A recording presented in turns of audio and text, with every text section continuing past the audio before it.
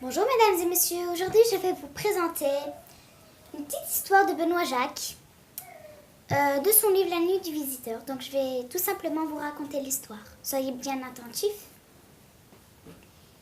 C'est la fin de la journée, l'heure où partout s'étend le crépuscule.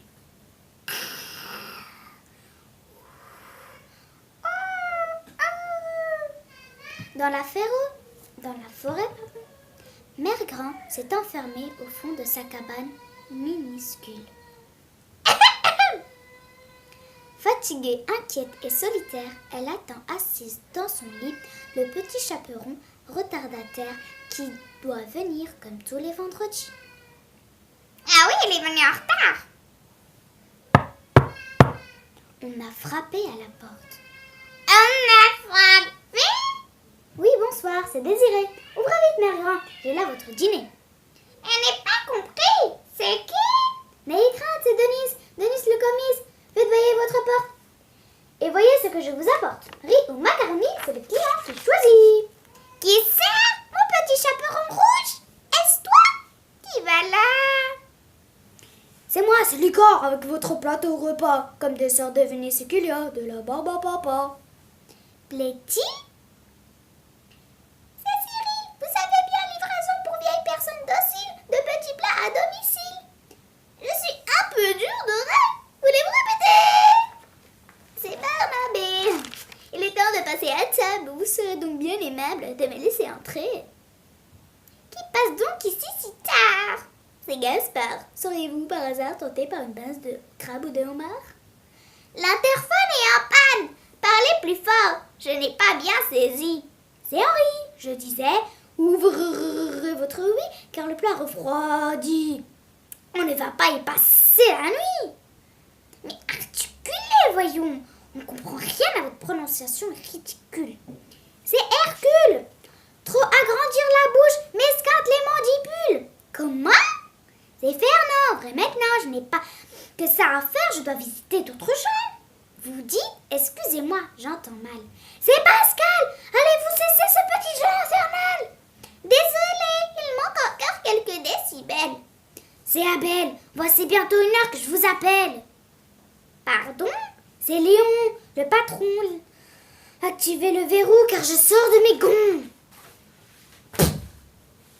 Mais pourquoi s'obstine-t-il à parler à voix basse? C'est Horace de hurler ainsi au dehors. Je me lasse. Qui ça? Veuillez donner de la voix. C'est Éloi qui est loin d'être un saint, croyez-moi. Ah, mes oreilles, il semble comme le murmure d'une mystérieuse créature. Ça s'est tapé la tête contre les murs. Arthur, c'est Arthur, sans galette ni confiture. Si seulement j'avais des coffres sur la serrure. Est-ce un être imaginaire ou une personne réelle? Je pense savoir oui. C'est Louis, vous regretterez de vous être moqué de lui. C'est bizarre, on jurerait pourtant qu'il y a bien quelqu'un là derrière. Oui, c'est Prosper. Lorsque ce sera ouvert, je saurai vous faire taire. Je perçois un vague son, un chuchotement, dirait-on, que je distingue à peine. C'est Eugène. Cette fois, ma colère se déchaîne. De toute évidence, on gratte bien à ma porte, mais cette aimable présence devrait juste en faire en sorte que je comprenne ces mots en s'exprimant un ton plus haut. C'est Bruno qui en a plein le dos, ou plutôt Anatole qui en a ras-le-bol. Enfin, c'est Jack qui en a sa claque. Bref, c'est Roger qui en a assez de vous simagrer. Et voilà que mes cordes vocales commencent à se faire la malle. Ah, mais vraiment, de mon temps, la jeunesse connaissait la politesse. Sortir les gens du lit à 7 heures de la nuit sans se présenter est bien mal élevé. Veuillez, je vous prie, décliner nom, prénom et qualité. Allez-y, j'écoute, c'est à vous.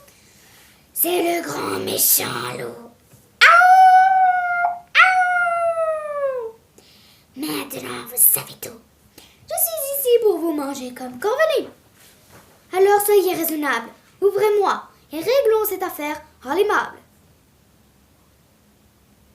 Oh, mais il fallait le dire plus tôt.